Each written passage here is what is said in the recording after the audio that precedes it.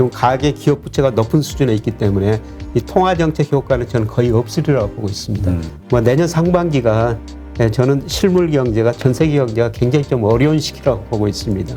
이 선행지수 하락한다는 거는 경기가 둔화된다는 거죠. 이 선행지표를 보면은 앞으로 2분기, 3분기 가면서 경기가 둔화되는 모습이 저는 보다 구체화되리라고 보고 있습니다. 근데 이런 생각하시는 분들도 있더라고요.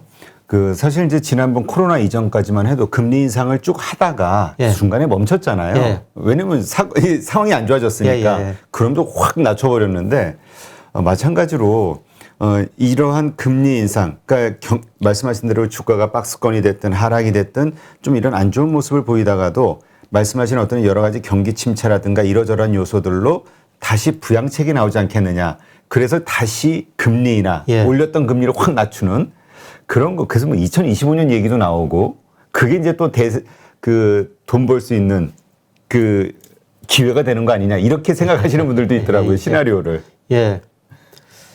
그런데 이제 경기가 나빠지면 다시 금리를 인하할 수밖에 없는데요. 네. 근데 금리를 충분히 올려놔야지 금리를 인하할 수 있지 않습니까? 그렇죠. 그런데 미국이 이번에 금리를 한 2%, 뭐 2.5%까지 올리면은 인하할 여지가 있어요. 그런데 미국이 이번에서 그만큼 올릴 것인가? 저는 3분기까지는 금리 올리라고 생각하는데요. 4분기부터 미국 경제 지표가 현저하게 둔화되는 모습이 나타나라고 생각하거든요. 그래서 저는 4분기부터 금리 못 올리리라고 보고 있어요. 그리고 유럽중앙은행은 금리 계속 0% 유지하고 있거든요. 다음 경기 침체가 왔을 때 금리를 내릴 여지가 별로 없다는 겁니다. 그리고 돈을 풀어도 과거에는 가계 기업 부채가 낮았기 때문에 가계가 소비를 늘리고 기업이 투자를 늘렸는데 지금 가계 기업 부채가 높은 수준에 있기 때문에 이 통화 정책 효과는 저는 거의 없으리라고 보고 있습니다. 그래서 세계 경제가 뭐 침체하고 다시 회복되는데 과거처럼 V자형이 아니라 우리가 흔히들 이야기하는 L자형 혹은 U자형 좀 시간이 많이 걸릴 거라는 시간이 많이 걸릴 수 있다. 근데 이런 의견은 어떻게 생각하세요? 그러니까 예전하고는 다르게 우리 뭐라 그러죠? 갑자기 제 용어가 생각이 안 나는데 정부가 돈을 주도해서 풀게 되는, 그러니까 이제까지는 연준의 어떤 그런 역할을 해왔다면 그 유동성 공급, 이 정부에서 정책을 통해서 그 공급을 하는 새로운 경제. 하지만 이제 지금 뭐 새로운 현대화폐 이론이라고 하는 경제 이론도 좀 나와 있고요. 그러니까 연준이 유동성을 공급하는 게 아니라 정부가 필요한 곳에 정부 주도로 얼마든지 돈을 풀 수 있는 그런 시대가 된 거 아니냐. 뭐 이런 이야기도 있잖아요. 그래서 인프라 법안 같은 것도 자꾸 나오고 있고 이런 것들을 통해서 어려워지는 경기 침체를 다시 살리기 위한 부양책들이 계속 나오지 않을까? 이런 의견. 저도 늘 현대화폐 이론은 언젠가는 도입될 수밖에 없다. 이렇게 말씀을 드리는데요. 사실 그동안 중앙은행이 돈을 많이 풀고 그다음에 금리를 내리다 보니까 소비도 투자도 회복됐지만은 자산 가격만 많이 올랐어요. 그러니까 빈부의 격차가 특히 자산 소득을 가진 사람하고 안 가진 사람하고 커졌었죠. 그래서 이제 MMT라는 것은 뭐냐면은 그냥 중앙은행이 돈을 찍고 그 정부가 갖다가 정부가 말씀하신 대로 인프라 투자나 그다음에 어려운 자영업자나 그렇죠. 우리 지금 하고 있잖아요, 이미. 그거로 완전히 가자는 것이죠. 저는 결국 갈 수밖에 없다고 생각하거든요. 그랬을 때 과연 자산 가격이 그렇게 오를 수가 있는가. 인프라 투자가 그렇게 많이는 안 될 거예요. 그렇게 많이 우리나라 같은 경우는 사실 지을 게 없어요.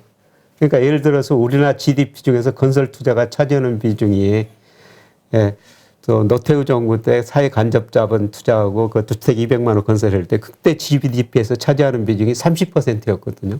이게 계속 줄어들다가 지금 13%로 줄어들었어요. 미국은 건설 투자가 차지하는 비중이 GDP 대비 3%밖에 안 됩니다. 이게 좀 올라가긴 올라갈 겁니다. 정부가 그런 게 투자하면은 이게 실물 경제 성장은 어느 정도 기여하지만은 돈이 이게 실물로 간다는 거거든요. 금융시장을 안 들어온다고. 그래서 저는 뭐 이렇게 하더라도 주가에는 그렇게 오히려 주가는 지금처럼 돈을 막 풀었을 때가 주식시장, 자산시장은 더 긍정적이지. 그러니까 시장의 전체가 풀려야지 집중이 타겟팅해가지고 풀리면은 금융시장은 별로 재미없다. 그러니까 MMT라는 것은 타겟팅 가지고 돈을 준다는 거거든요. 뭐 인프라 투자를 하든지 그다음에 가난한 사람들이 돈을 주든지 이런 식으로 하기 때문에 이 돈들이 저는 금융시장으로 많이 그러니까 그 월스트리트 QE라고 그러고요. 이거를 그 메인스트리트 QE라고 그러거든요. 예.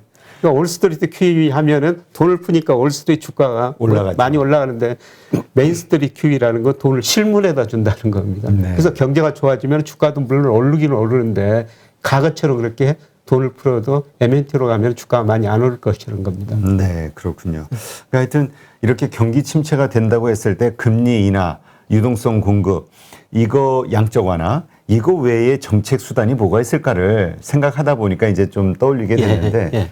일단 만만치가 않다는 말씀으로 제가 이해를 하면 되겠죠. 예. 그래서 저 최근에 연구에 더 이코노미스트 경제 주간지 보니까 좀 무서운 그림이 나왔던데 다음 침체가 오는데 쓸만한 무기가 없다 이런 걸 표지에 그림으로 그려놨는데요. 예, 저는 사실 앞이 좀 걱정이 됩니다. 그게 사실 많은 경제학자들이 걱정했던 게 우리 2008년 이후로 엄청난 유동성 완화, 예, 예. 그것으로 인한 돈이 풀려 있는 상황, 예. 빚이죠, 전부. 예. 그 위에 지금 또 엄청난 돈이 또 해서 10조 가까이 예. 지금 풀려 있는 이 상황이 사실은 어마어마하게 힘든 어려운 상황인 것이다. 근데 이게 어떻게 터지지 않고 계속 굴러갈 수 있냐? 빚잔치를 한번 해야 되지 않냐? 이런 의견들이 있잖아요. 예, 제가 그런 측면에서 계속 말씀드린 거고요. 그러니까 2008년 글로벌 금융위기 때 정부가 돈을 쓰고 그다음에 중앙은행은 금리 0%가 내리고 양적 완화를 통했습니다. 그래서 그 사이에 정부 부채가 올라가고 그다음에 가계 기업 부채가 많이 늘었거든요. 예, 그래서 제가 2019년에 이런 자산 가격 부채 문제를 한번 해결하고 넘어갈 것이다. 넘어가야 된다. 이렇게 전망을 했었는데 2020년 이제 코로나가 터져가지고 경기가 위축되니까 정부가 돈을 또 쓰고 중앙은행은 그렇죠. 돈을 더 풀었거든요. 예, 그래서 부채가 한 단계 더 올라가 버린 거예요. 정부 부채도 늘어나고 가계 기업 부채 물론 국가마다 좀 다릅니다만은 전 세계가 저는 부채에서 성장했다 이런 말씀을 드리는데요. 과거 보면은 이 부채 문제가 지역적인 문제였어요.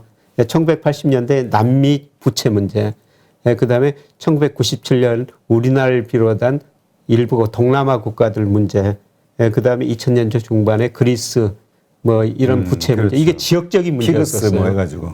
그런데 역사적으로 보면은 모든 나라 모든 경제 주체 부채가 이렇게 많이 늘어나는 걸 제가 역사적으로 처음 봤습니다. 그러니까 이것이 지금 전통 경제학 이론으로는 어떻게든 해결이 돼야지만 다음이 있다 이거잖아요. 네, 그렇죠.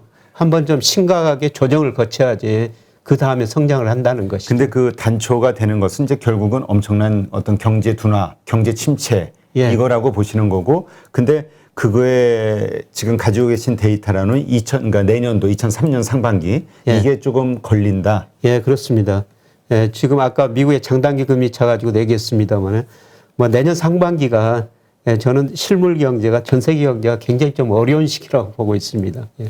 그렇다면 어떻게 생각하세요? 그 우리가 이제 그 주식 투자자의 입장으로 예. 그렇다면 올 하반기 그냥 선반영해서 미리 이게 좀 비중을 줄여놔야 되는 겁니까? 아니면은 그냥 무시하고 그냥 계속 가면 어쨌든 우상향으로 다시 올라갈 거라고 믿고 가야 되는 건가요? 그러니까 시점의 문제죠. 장기적으로 가지고 있으면 주가라는 게 우상향이거든요. 예, 특히 저 우리나라 대표하는 일부 종목 같은 건 장기적으로 우상향이죠. 예, 그런데 저는 뭐 주식 투자 비중도 조절을 해야 되거든요. 예, 지금 올 4월 달에 좀 높였다가 3분기 후반 그 이후로는 좀 많이 낮춰야 된다고 생각합니다. 그리고 내년 상반기에 또 비중을 많이 늘릴 기회가 있다. 9월, 10월 정도? 예, 그렇습니다. 예. 그러면 그 비중을 지금 4월 달에 우리가 어느 정도 비중, 그러니까 우리가 이거 사람마다 다 환경이 다르니까 예. 교수님이시라면 어느 정도 비중으로 갔다가 9월 달에는 어느 정도 줄였다가 4월 달에, 아니, 내년 상반기에 다시 늘리실 생각이신지. 그거는 뭐 개인 그다음에 투자 성향에 따라 그렇죠. 완전 다른데요. 다르죠. 예, 저 같으면은 100을 투자한다면은 4월 달에 주식 비중은 한 70%까지. 70%까지. 예, 나머지는 뭐 채권, 뭐 그다음에 저는 금이나 ETF, 뭐 아니죠 비트코인 같은 것도 투자해야 된다고 그러는데 뭐 4월에는 저 같으면 한 70% 정도 주식을 가지고 싶고요. 네. 예, 그다음에 3분기 중후반에는 뭐 주식 비중을 뭐 20-30%로 아, 확 낮추시는 거네요. 확 한 낮추시고요. 50%. 예, 그렇게. 비중을. 예. 그리고 이제 내년 상반기에 다시 70% 예, 기준으로. 그렇습니다. 예, 예. 알겠습니다. 그러니까 일단 전체적인 흐름에서 근데 이제 어쨌든 이것은 현재 안 좋은 이 상황이 이대로 전제된다라는 조건이니까 네. 여기에 이제 정부가 됐든 여러 세계은행이 됐든 뭐 여러 곳 IMF가 됐든 어떠한 정책들이나 어떤 수단들을 내놓느냐에 따라서는 좀 달라질 수도 있겠죠. 기간이 됐든. 예, 정책 수단이 나오면은 제가 뭐 계속 공부를 하면요, 이 정책들이 방향은 못 바꿔요.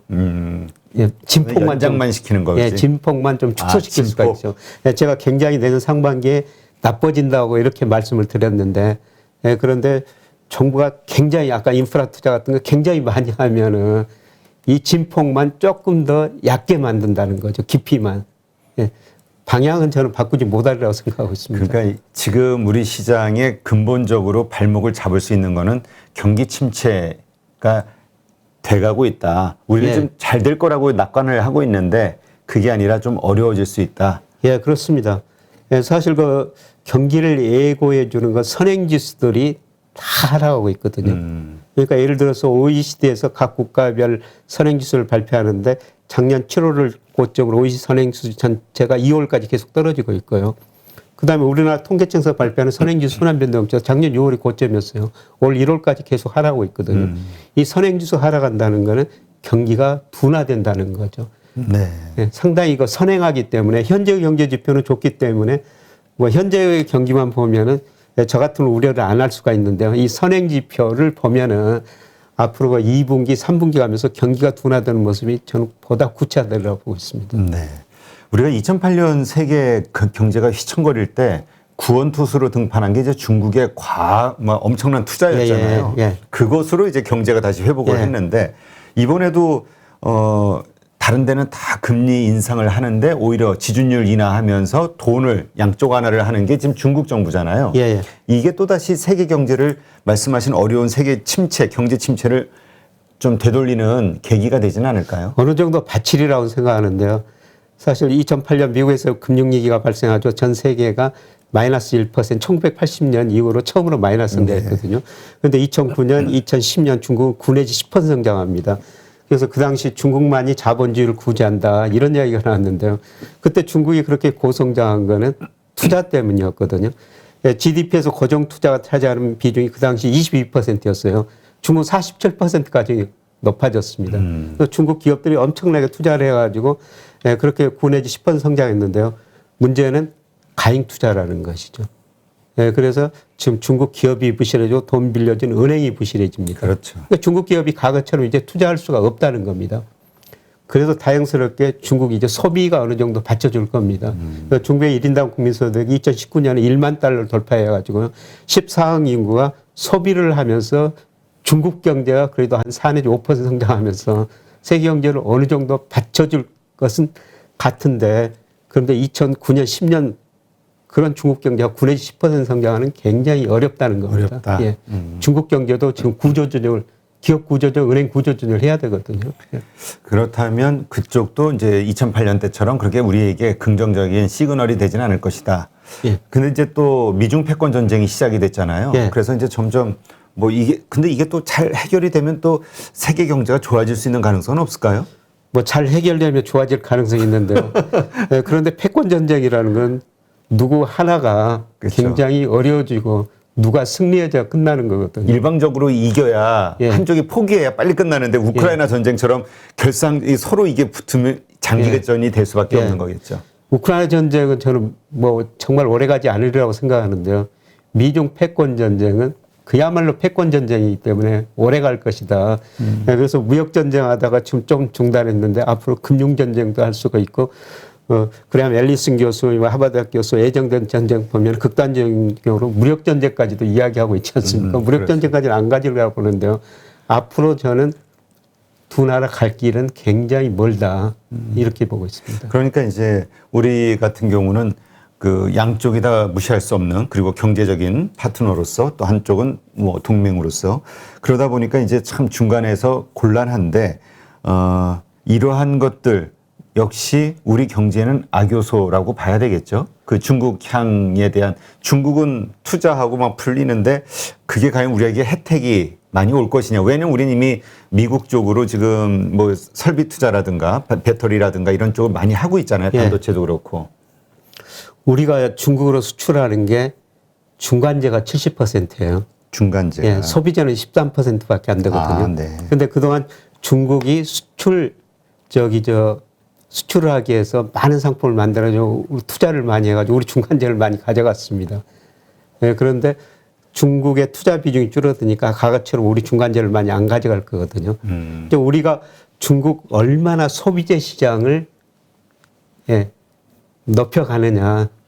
13%밖에 안 됐는데 그거를 높여가느냐. 그런데 웬만한 상품 가지고는 중국 소비자를 끌어들이기는 힘들고요. 굉장히 중국이 생산 못하는 고급 상품을 만들면은 중국의 소비장을 침투할 수가 있는데 그거는 좀 시간이 걸릴 것 같습니다.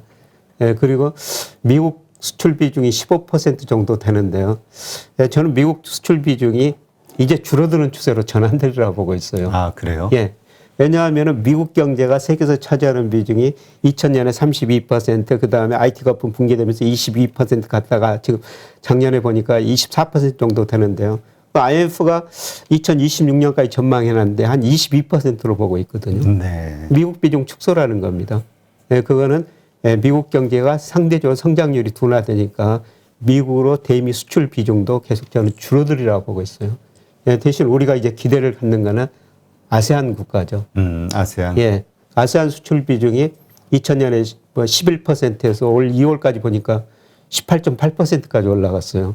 예, 다행히. 많이 올라왔네요. 예. 아세안이 있기 때문에 그래도 우리나라 경제를 저는 그래도 낙관적으로 보는데요. 예, 미국으로 비중은 계속 줄어들 가능성이 높습니다. 네, 알겠습니다. 이것이 이제 결국 우리 경제의 어떤 그 전망을 하는 데 있어서 가장 기본적인 요소이기 때문에 계속 한번 체크해 봐야 되지 않을까 그런 생각이 드네요.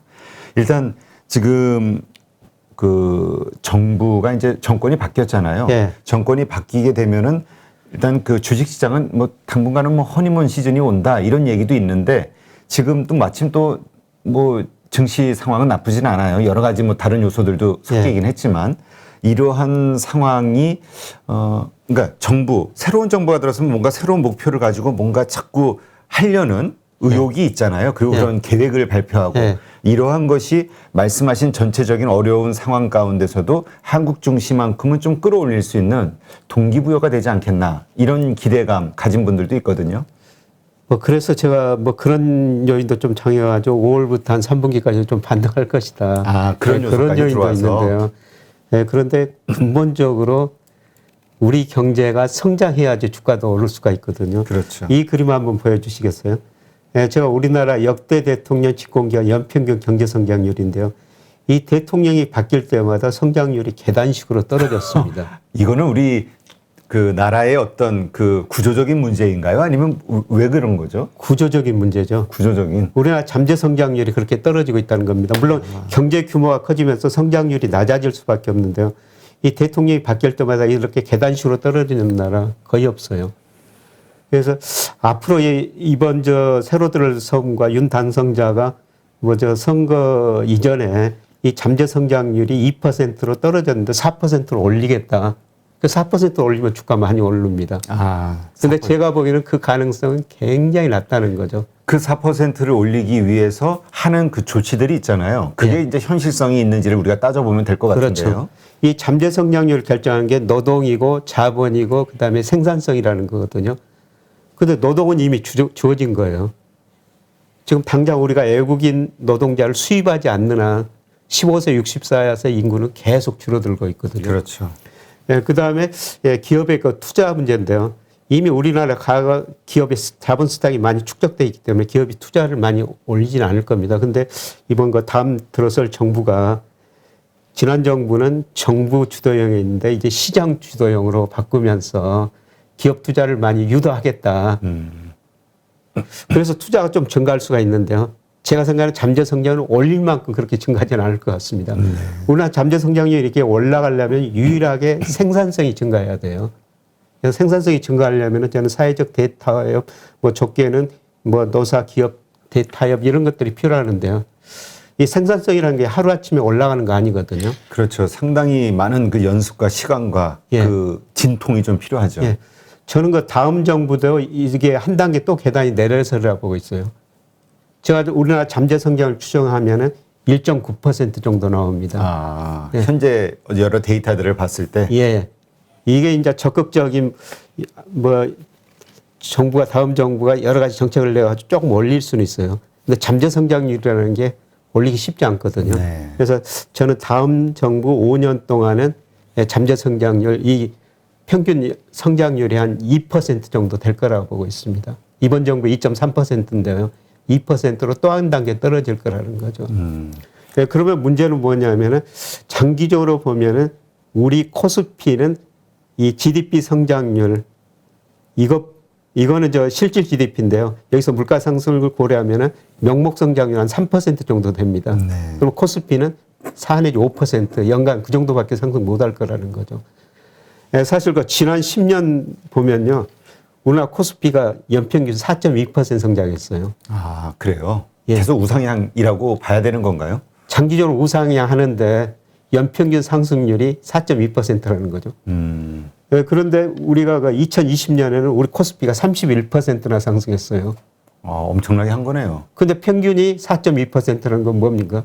아, 그동안 다른 애는 안 좋았다는 얘기네요. 안 좋았다는 거죠. 31% 그 상승률까지 합쳐서 평균 4점. 그렇죠. 평균 4.2%, 31%, 2020년 31% 그걸 해더라 평균이 4.2%니까요. 그 외에 다른 애는 굉장히 안 좋았다는 것이죠. 네. 예. 아, 그렇군요. 그러니까 앞으로도 그렇게 우리가 낙관하기는 좀 쉽지 않다. 어떤 큰 틀의 변화가 있지 않는 한. 예, 저는 기대 수익률을 주식시장에서 좀 많이 낮춰야 된다 이렇게 좀 보고 있습니다. 이렇게 되면 이제 정말 중앙은행의 역할이 많이 커질 것 같은데요. 이제 한은 총재도 이제 임기가 종료가 되지 않습니까? 이 통화 정책 이게 한은 총재가 누가 될지는 모르겠는데 이 통화 정책이라는 게 이렇게 좀 그 총재가 바뀐다고 해서 또 바뀔 수 있을까요? 예, 총재 성향에 따라 좀 바뀔 수도 있죠.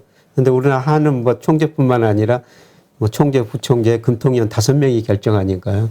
예, 그런데 총재가 좀 영향을 줄 수가 있다고 그러는데, 예, 그런데 저는 통화 정책은 늘 그 선제적이어야 된다고 생각하고 선제적. 있거든요.